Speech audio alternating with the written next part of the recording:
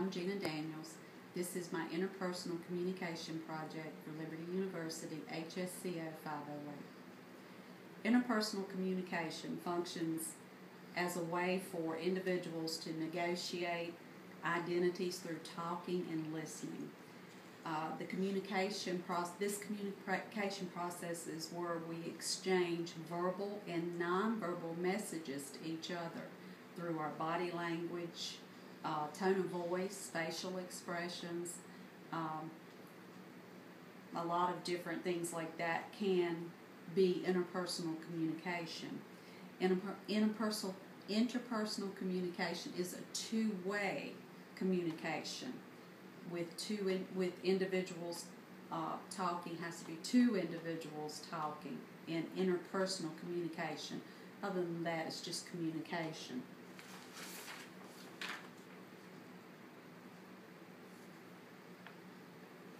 Interpersonal communication does not happen all the time, but it does take place within our families, with our friends, and even at work. It can take place in our classrooms. It can take place on the phone in many areas, according to Stewart. When both communicators are talking and listening, sending and receiving, giving and taking, the communication process in ways that are unique, measurable, responsive, reflective, and that is when the interpersonal communication between two.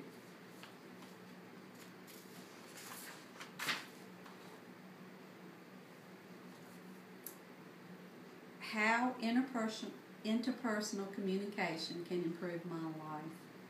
Well, good communication makes a difference.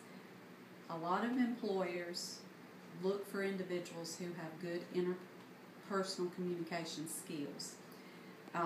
It can strengthen friendships, relationships. It's just, interpersonal communication is a deeper level of communicating. It's a real kind of communicating. It's when you kind of get to know the heart of a person through interpersonal communication. It's not shallow. There's, according to Stewart, there's a direct link between the quality of your communication and the quality of your life. My overarching goal to take out of this class is that I want to enlarge my conversation with interpersonal communication. When we master the skills of healthy communication, we step over from protecting ourselves to foster connection with empathy, genuineness, and warmth. My goal is to connect with people through empathetic listening, level 1 listening, in a non-judgmental way, hearing from their heart, and minimizing distractions, to be able to have deeper, more meaningful relationships within my personal and professional life.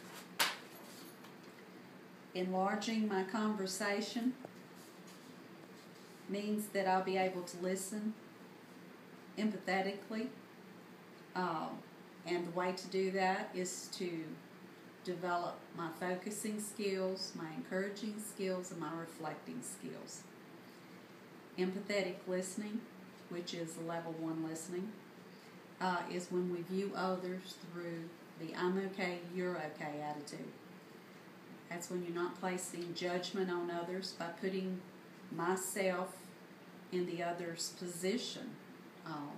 If something's going on in their life, not automatically assuming that I know what to do, but place myself in their shoes, or the adage, you don't know what I'm going through until you walk in my shoes. And being aware of where you're at. A lot of times we will be talking to someone and we may be looking at them, but our minds are the furthest from the conversation. So being aware of where we are at the present moment, being in the present moment, and not being distracted by internal noises, which is emotional feelings or external noises. And we all know what kind of external noises distract us. For me personally, probably the phone and different things. My background, which may have something to do with my interpersonal communication style, is I'm a 54-year-old Caucasian. I'm married. My husband is the associate pastor of our church. I was born in North Carolina. We moved to Virginia when I was about 8 years old. I am a twin. I'm a middle child. I have 7 siblings. We have a very large family, and that also has a lot to do with our communication style, depending on how many children is in the family. If you're a baby or the first child, and I'm a middle child, and a twin, which kind of makes a difference too, because when anyone talked to me, they would talk to us as a pair and not one individual. I worked in a furniture factory, Stanley Furniture, that has shut down. I worked there for 27 years. I didn't start college till I was 49, and by the Lord's grace, I am now finishing at 54. I'm very task-oriented and very competent. The positive influences for me in my past is that I'm a friendly person. I guess when I meet someone, I'm a little shy, but I'm very friendly. I don't feel that I'm standoffish with them. I'm joyful and happy. A peacemaker most of the time, very loyal, and I tend to be a problem solver. And that's probably not a good thing, but I tend to be a problem solver more than not. Negative influences is sometimes I'm too reserved, and sometimes I can be easily intimidated, but that, goes into place with my behavioral blend. According to the DISC personality types, there are 4 types of behaviors, personality blends, and understanding your basic human behavior according to Corbonal can give you insight into why people do what they do. Our personalities are determined by 2 factors: what the public sees, this is expected of me, and how I feel, this is me. After taking the Uniquely You assessment, my behavioral blend is a high SC, and that is the blend that is a little more passive, but task-oriented, quiet, dedicated, hard worker. According to what is expected of me, individuals look at me as not threatening because I'm not really assertive like I should be, but I'm not aggressive. I'm easygoing. Most people expect me to be easygoing. I'm a peacemaker and passive. But this is the real me. I'm thoughtful, I'm reserved, I'm security-oriented, and fun-loving.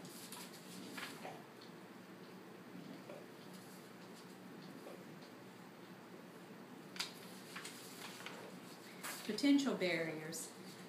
The potential barriers from my behavioral blend is that I listen through filters more so than I need to. That can be a problem because when we listen through filters, we usually listen through past experiences. Fatigue is also a barrier for me. If I'm tired, I don't listen as well. Self-conscious listening, that is an area because a lot of times I will question myself or second guess myself. Negative self-talk. When you're a little more quiet or reserved, you tend to think too much about what you're going to say. And I also find it difficult with confrontational conversations. The flat brain syndrome is also, the flat brain syndrome is also one of the areas that Peterson talks about that can be a hindrance in our interpersonal communication. Solutions for the barriers: gaining self-insight, self-awareness, and self-knowledge. Making notes to trigger my memory if I'm in a situation and, I'm not really into the conversation. Learn to stop being preoccupied with myself at times, or my negative thought process. View my mistakes as learning experiences.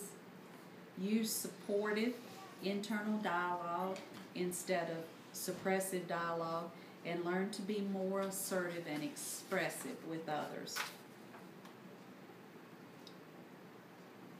One of the areas where interpersonal communication can be hindered is noise pollution, and that can be internal and external. A lot of that with the internal can be perception, reception, and attention, hearing, bias listening, hearing what you want to hear, bias listening, emotional listening, and really the main things to solutions for that is keeping an open mind and being self-aware of these biases or patterns, internal thinking patterns. External noise, that can be phones, loud noises, clocks, talkers, that maybe their appearance, and a lot of solutions: turn your phone off, find a quiet place, or clarify if you can't really get into the talker. Maybe do clarifying. Ask the person to clarify what they said if you find yourself maybe not paying attention to them. My plan of action to take the information that I've learned from this class is to practice all of these skills that I have learned through this course. And I want to listen to understand. I want to use clarification techniques to help me if I've not really paid attention to someone, just ask them to, clarify what was said so I'll have a better understanding, and grow in self-awareness. And I plan to use the talker listener card from Peterson. I think that's an exceptional tool to use. Another part of the plan of action is not to doubt myself so much. Speak out more for myself. Volunteer to be in charge of more projects. Maybe that'll take some of the shyness. Be more assertive and stand up for myself. Not be so passive in decision making. And most of all, ask for the Lord's grace in all of my communication. In conclusion, when I started this class, I felt I was a good listener because I work with clients and I teach them communication skills. I would work one-on-one with clients. After taking this class, I realized that I really need the communication skills myself. So, and the Lord's let me know that this is definitely an area I need to come up higher. I feel that this class has given me solid working techniques to help me develop the communication skills I need to become a better wife, a better mother, a better sister, a better human service counselor. And thank you so much.